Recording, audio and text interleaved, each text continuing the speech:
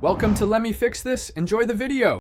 Plug the supplied USB-C cable into the Edge 530 and a power source. Charge until the battery icon shows full and stops blinking. Insert the device into a Garmin quarter-turn mount until it locks securely. Turn on the unit by pressing the power button on the top edge.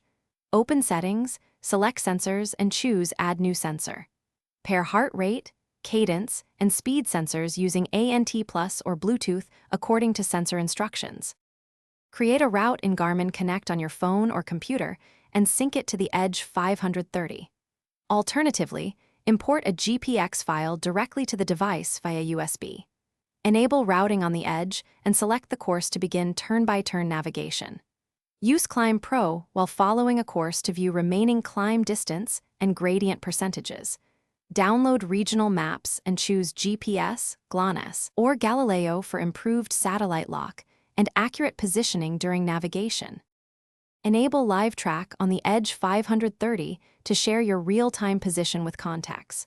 Turn on incident detection so the device can notify your emergency contacts automatically after a crash.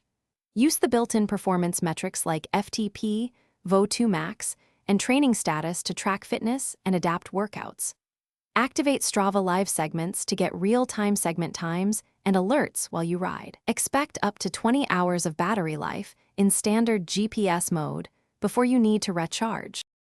Thanks for watching. If you found this helpful, don't forget to like and subscribe.